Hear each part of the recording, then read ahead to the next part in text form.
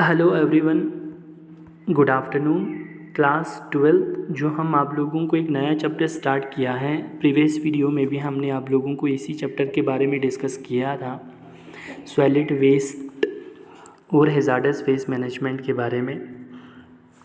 तो previous video में हमने आप लोगों को ये बताया कि सॉलिड वेस्ट होता क्या है। वो हमने ये बताया था कि सॉलिड वेस्ट कोई भी डिस्कार्डेड या अबेंडन्ड मटेरियल होता है, ठीक है। फॉर एग्ज़ाम्पल गार्बेज हो सकता है, कोई भी रिफ्यूज़ हो सकता है, कुछ भी गंदगी हो सकता है। और एग्ज़ाम्पल के तौर पर इसके अंदर कौन कौन सा गार्बेज हो सकता है, ये हमने आप लोगों को अभी बताया था। कौन कौन सा सॉलिड वेस्ट हो सकता है। सॉलिड वेस्ट किसी का मतलब किसी तरीके से भी हो सकता है, लाइक सॉलिड हो सकता है, लिक्विड हो सकता है, सेमी सॉलिड हो सकता है, और गैसियस मटेरियल के तौर पर भी वो सॉलिड वेस्ट होता है। लाइक आप लोगों को एग्जांपल दिया था, सम टायर्स के कुछ मेटल्स हो, पेंट हो, फर्नीचर्स हो, जो आप लोगों को सारे व्हीकल्स के एप्लीकेंट्स हो, वो सारे आप लोगों को एग्जांपल दिया था। और दूसरा हमने आप लोगों को ये चीज़ समझाया था कि सोर्स ऑफ सॉलिड हम स्टार्ट कर रहे थे, ठीक है। तो सोर्स ऑफ सॉलिड में हमने ये बोला कि हर दिन टन ऑफ सॉलिड वेस्ट हम डिस्पोज करते हैं अलग अलग लैंडफिल एरिया पे, जो घरों से निकलता है, ऑफिस से निकलता है, इंडस्ट्रीज से निकलता है, और अलग अलग एग्रीकल्चर एक्टिविटीज़ से भी निकलता है। अगर किसी भी लैंडफिल एरिया में हम सॉलिड वेस्ट को डिस्पोज करता है, तो उस लैंडफिल एरिया के आसपास अगर सही से डिस्पोज ना हुआ तो उनकी जगहों से गंदी गंदी स्मेल्स आते हैं और बहुत सारे पोल्यूशंस होते हैं। ख़ासकर एयर पोल्यूशन बहुत ज़्यादा हो जाता है, जिससे ह्यूमन की हेल्थ पे इफ़ेक्ट पड़ता है और हमारे इन्वायरमेंट पे भी इफ़ेक्ट करता है और वाइल्ड लाइफ पे भी इफ़ेक्ट पड़ते हैं।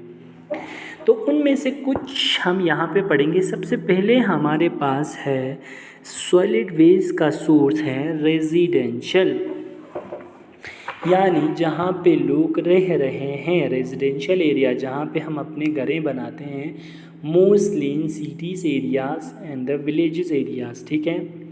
Residence and homes where people live are some of the major source of solid waste, यानी बहुत सारे लोग जो रह रहे हैं शहरों में, गाँव में, जहाँ उनके घर हैं, वो एक मेजर सोर्स बनता है सॉलिड वेस्ट का। याद रखना, जो भी गार्बेज हमारे घरों से निकलते हैं, जैसे कि फूड वेस्ट हो सकता है, प्लास्टिक्स बैग का इस्तेमाल करते हैं, पेपर का इस्तेमाल करते हैं, ग्लासेस के हो सकते हैं वेस्ट, लेदर के वेस्ट हो सकते हैं, कार्डबोर्ड के वेस्ट हो सकते हैं, मेटल हो सकते हैं, यार्ड वेस्ट हो सकते हैं, ऐश हो सकते हैं, और दूसरे बहुत सारे ऐसे स्पेशल वेस्ट जो बल्कि हाउस होल्ड आइटम में जो हम इस्तेमाल करते हैं, लाइक इलेक्ट्रॉनिक्स हो, टायर्स हो, बैटरीज हो, ओल्ड मैट्रेसेस हो, और ऑयल यूज़ कंटेनर्स हो।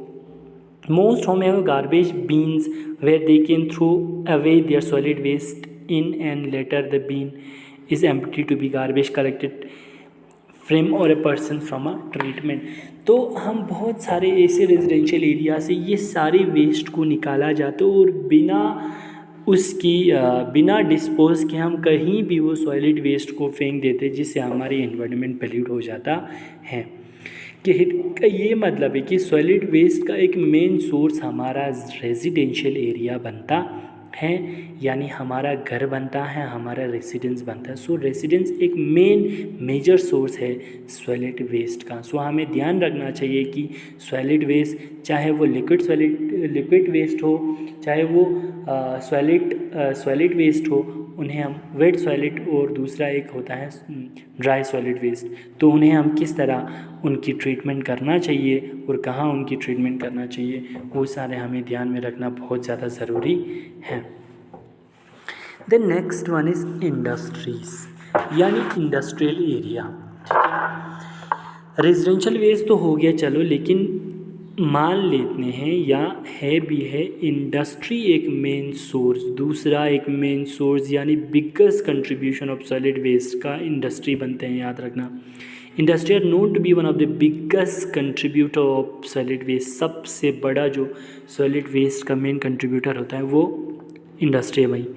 दे इंक्लूडेड जैसे कि light and heavy manufacturing industries जहाँ पे होते हैं वहाँ पे बहुत गंदगी निकलते हैं। कंस्ट्रक्शन साइट हो सकते हैं, फैब्रिकेशन प्लांट हो सकते हैं, कैनाइन प्लांट हो सकते हैं, पावर एंड केमिकल प्लांट हो सकते हैं, यानी वो सारे प्लांट इंडस्ट्रीज हैं जहाँ पे केमिकल और अलग अलग पावर बनते हैं।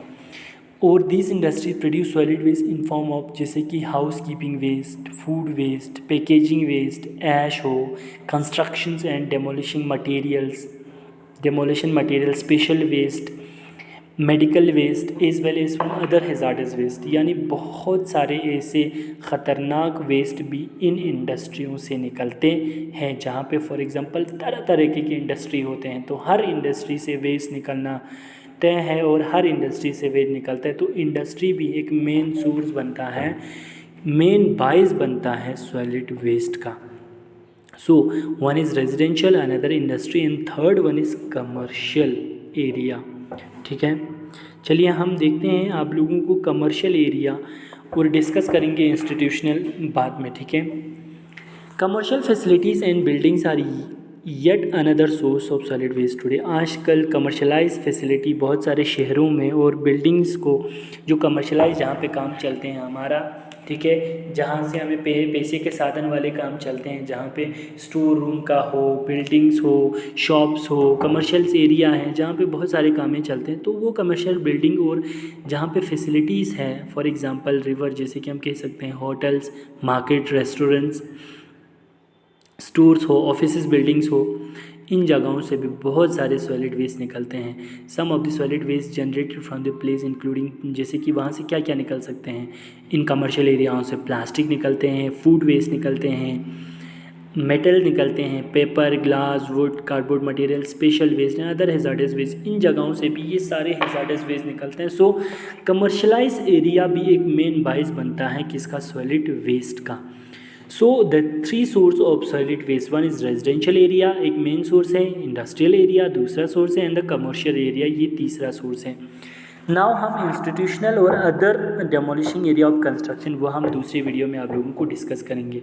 तब तक के लिए आप लोग ज़रूर इस वीडियो को देखें और पढ़ें सही से। ठीक है, थैंक यू सो मच।